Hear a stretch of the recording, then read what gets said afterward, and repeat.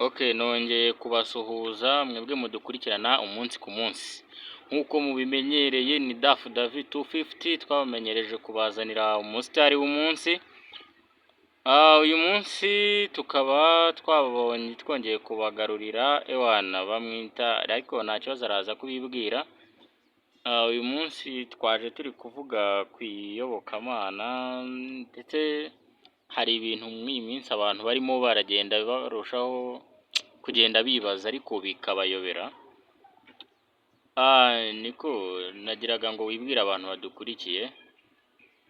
Ni Luckman ugarutse, amazina ni Arezi, ku bijyanye n'iyobokamana. Nashakaga kukubaza ese mu bintu bijyanye n'iyobokamana cyangwa se ibintu bijyanye n'imisengere yo muri iki gihe, wowe uri kubona ihagaze ko kuri iki gihe umuntu asigaye afata umwanya akigisha bitewe n'ikintu ashaka? Niba akeneye ko mukora fundraising mukegeranya amafaranga yo kubaka urugero inzu yitiriwe izina ry'Imana ariyo urusengero, ugasanga ateye mbese atangiye abigisha bitewe n'ikintu agamije ashaka kuri cya cumi. Ashaka kuri cya kintu. Biriya bintu wowe uri kubivugaho iki by'imisengere y'iki gihe? Ni ukuvuga ngo imisengere y'iyi minsi y'iki gihe turimo ni ikinyejana kiri mu muvuduko w'iterambere, ariko urebye mu gihe cyashize uko abantu bagendaga basenga mbere kera cyangwa se uburyo biyeguriraga Imana cyangwa se biyegerezaga Imana yabo bitandukanye n'igihe cy'uyu munsi. Igihe cy'uyu munsi umuntu agira amafaranga, ni business, barashora nk'uko wagenda ugashora muri business ugura imodoka, nk'uko washora umuhinzi guhinga mu buryo bwa kijyambere. Nabyo ni business, ni ibintu bakora, ariko ntabwo muri Bibiliya ntabwo byemewe. Nta hantu hari ijambo rivuga ko ibyo bintu byagombye kuba bikorwa, gusa ni inzira z'isi kuko nabo babikora muri ubwo buryo.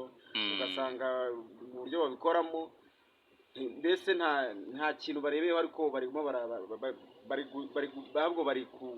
gukuza, bari nko gukora business, bari muri business, ni projet batangiye yarakozwe niko, ariko ntibitaye ku bukristo, ntibitaye ku ngaruka nziza bishobora kuzagira cyangwa se umuntu ashobora kuzabona mu gihe runaka, cyangwa se igihe mu gihe gihera.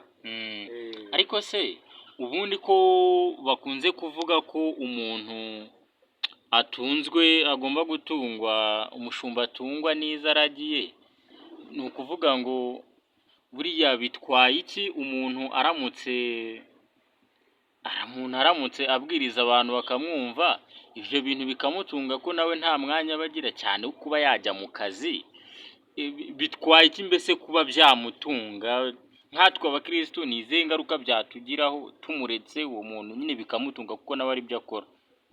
Hari icyo bitwaye? Hari ikintu bivugaho? Nta hantu handitse ko mushobora kumureka, kuko kumureka nanone urumva ni inzira, iyo nzira ye arimo ahagazemo niyo igomba kumutunga. Igomba kumutunga, ariko mu buryo butanyuranyije n'amategeko ya Bibiliya n'uburyo yanditswe.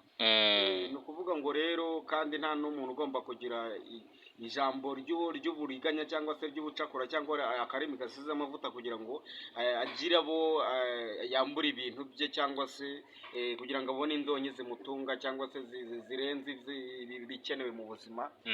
Ni ukuvuga ngo rero inzira abantu bagomba kunyuramo uko yaba imeze cyangwa se imimerere yayo, ni uko abantu bagomba gukurikiza ibyanditswe. Apana kuvuga ngo niba umuntu akubwiye ngo hano ngo haranditse ngo gutura, cyangwa se umuntu ugasanga fokasiye ni ukuba avuga ati muze kuza gutura, agasanga arimo aravuga n'ibice bishobora biri muri Bibiliya bivuga ngo ugomba gutura, umuntu agomba gutungwa mu nzu y'Imana, niho azatuye, bimutunga niho bizava.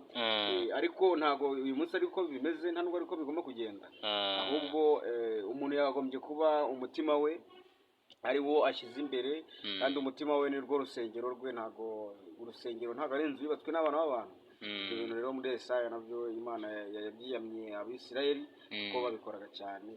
Kubw'ibyo rero numva ku bijyanye no kuvuga ngo umuntu ngo kumenya ngo uburyo umuntu yakagombye kwitwara cyangwa se yakagombye kuba babireka ntabwo izo nzira zarekwa kuko n'abigisha na Yesu yari umwigisha yari rabi ariko ntabwo umuntu yakagombye rero kuvuga ko azumva ibyo abantu bavuga kuko uwo muntu uri kwigisha ni umwigisha ariko ashobora no kuba umunyabinyoma ashobora no kuba umwigisha ariko uri gushyira ahandi hantu ashobora kuba ari kugukururira ibindi bintu bindi cyangwa se ari kugukururira mu handi hantu utazi